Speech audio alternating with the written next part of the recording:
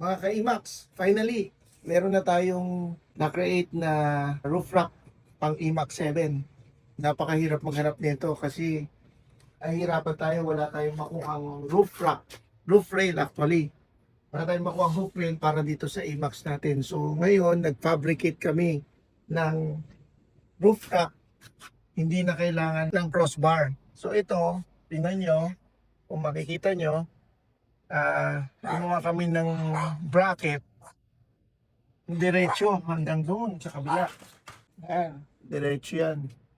Ah, Ngayon, nakatornilyo ito dito kasi itong mga IMAX natin may nakaabang na bolt dyan sa loob. 2mm plate ito na special steel, no? Na diretso hanggang dito. So, makikita nyo, ito, ano to, magnet ito. Ito is metal, no? Design lang naman yan, no? Metal yan.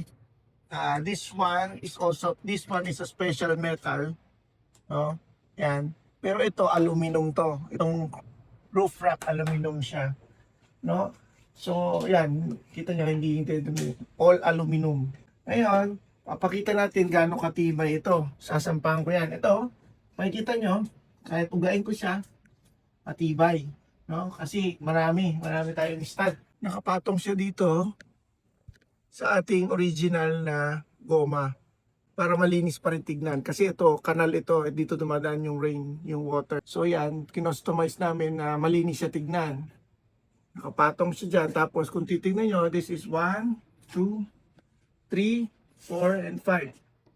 5 stud yan. By the way, hindi namin ito drinil. Wala kaming binutas. Meron tayong original na bolt na nakaabang dito. So ginawa namin ng conversion para doon namin ipapasok. So walang drilling. Yun yung maganda. Ang capacity nito is 250 kg. Capable kahit mga 5 kaban na bigas. Try natin, no? Papakita ko sa inyo gano'ng kasila yan. Walang problema. Kahit sampahan ko yan, no? No, mga 70 kilos siguro ko, 75. Kahit sampahan ko walang problema, hindi lumulundo. Yan yung mga braces niya. Ito yung ating bracket. No? Yan. Diretso yan. Yan. All throughout yan. So matibay, no? Ito yung pinaka-bracket niya. Hindi ito katulad ng mga nabibiling mga crossbar lang kasi yung mga crossbar, dalawa lang yon. Ito diretso. Another feature nitong roof rack natin, yan, may specialized na IMAX 7. Kung gusto nyo mag-order, i-DM nyo lang ako.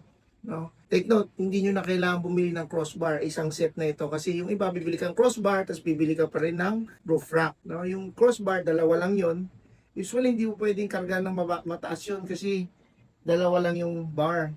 Pero ito, since heavy duty, yung mga mahilig mag-camping. No? So this is the 64 inches. Mahaba ito. Yung meron kami standard is 48 inches. Nakakita yan dito ako sa taas pero may mga hanggang 6 na cooler kasya ito. Okay? So yung mga gustong mag-order, DM nyo lang ako. See you!